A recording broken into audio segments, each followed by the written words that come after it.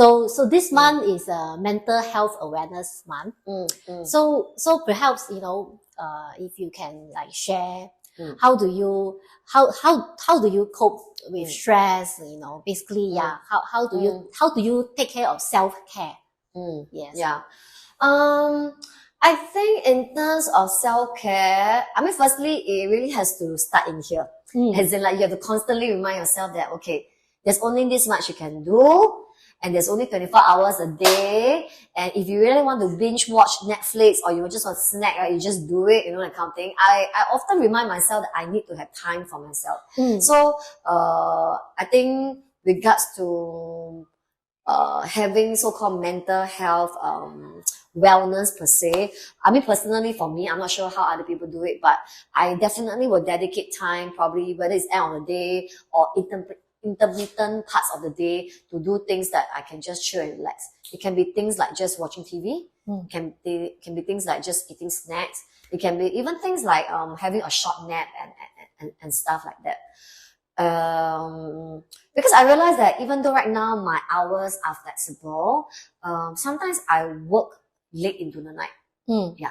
It's not like a 9 to 6 kind of job, right? Because sometimes when I have to prepare training materials, sometimes I have to do it probably after I finish dog daycare for the day. So I will use the after hours to work on those materials which have a deadline to meet. Yeah. So I'm a bit more mindful that, having a breather, may not be necessary towards the end of the day, but maybe slot some kind of breaks in between, in that sense. Yeah. And I think I'm very fortunate in the sense that, sometimes, frankly, if I feel frankly, staying with parents is not easy. Okay? I stay with my mom and my sister. I do feel that sometimes it's okay to tell myself that it's okay that I need my time away from them. Yes. So that's why I appreciate that, sometimes, I will spend some time with my partner instead, along with my fur kids, which also is a form of relaxation, or which is a form of catching a breather. Yeah. Okay. Correct. So I trust there are sometimes when you say you want to rush some deadline, there's some stress. So stress at work, stress with things that you have to do. Yeah. So so you manage stress through like having me time, right? Like you say, like watching binge watch, or maybe your favorite TV show or whatever. So, but does it come to a point where you feel like, I really need to talk to someone? Would have you ever occurred to you? And if you do, has there been any point where you feel that you really need to break away, and you want to find something that to help you relieve this tension? How? I think in general, maybe because of my upbringing, I've always been quite a positive person. So I think that personality, or that upbringing, or that mindset, whatever you call it, definitely helps a lot. And I'm not somebody who keep to myself. I do have a close network of friends who I rant to. So I think that is important.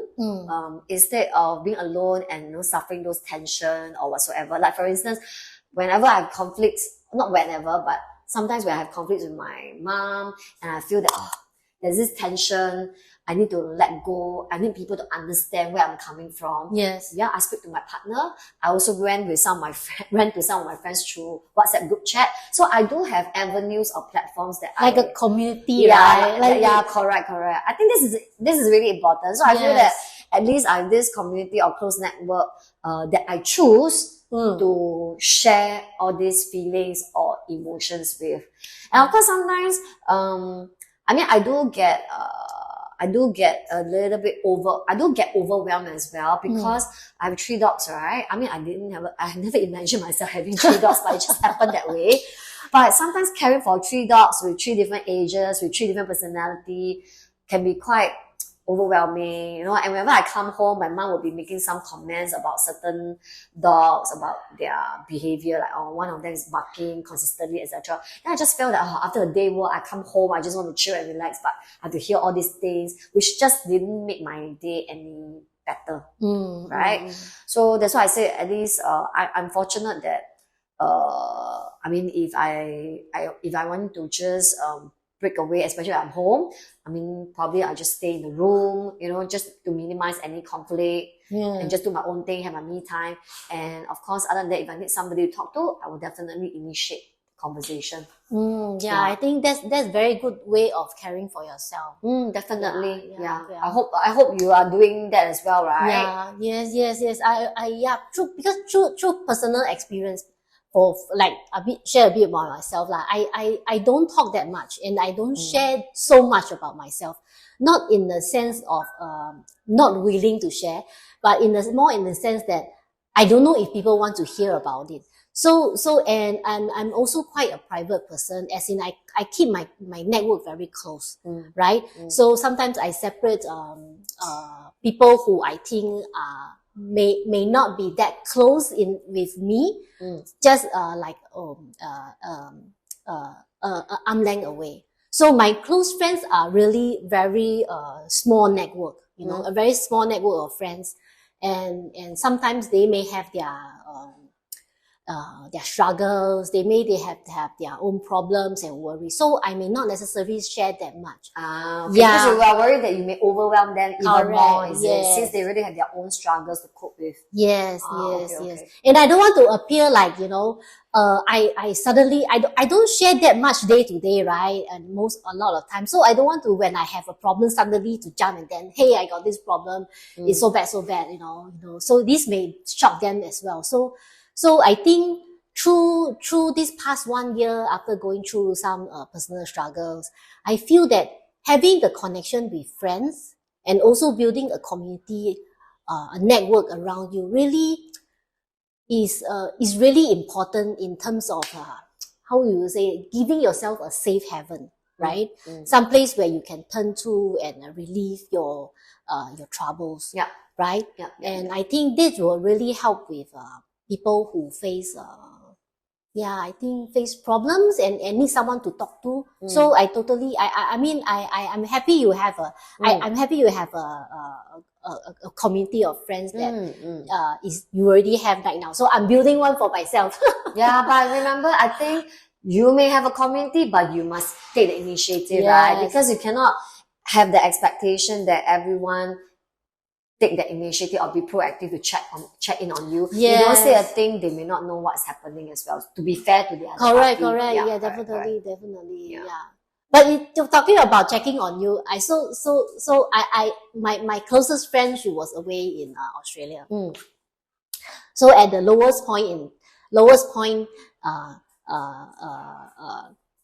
suddenly she messaged. So it's just so coincidental. Coincidental. So sometimes it's really affinity, right? I don't know, telepathy or whatever. So, but she recently came back and we have a good talk about our life. And she just said that, she can sense it through my posts, Instagram posts or whatever. I think, is it? I don't think so, but okay, since you feel that maybe in that sense it gives some subtle hint, and I think really close friends would sense that.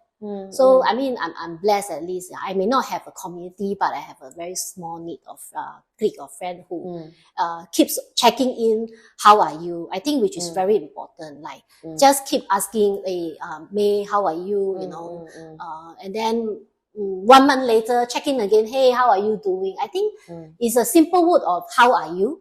I think it really helps. So it make you feel like, you know, someone cares. Of course. That's good. So I think it's a good, I don't know, this month is the mental health awareness month. I'm glad we talk about this. And just to say out to everyone that, you know, sometimes we don't have to be in touch regularly, but we will just a simple way of saying how are you. I think it just makes the person feel that, you know, people care. That's true. I mean, frankly, when someone says how are you, it may not necessarily initiate the idea that you have a problem or what, but it's really just a check on you, or we've not seen each other for a long time. You just catch up for a meal, etc. Correct. Not necessarily Yeah, correct. I mean, I get what you mean. Just to that one liner actually can mean a lot to somebody. Yes. Keeping the connection there. Keeping touch. I think, yes. Yes.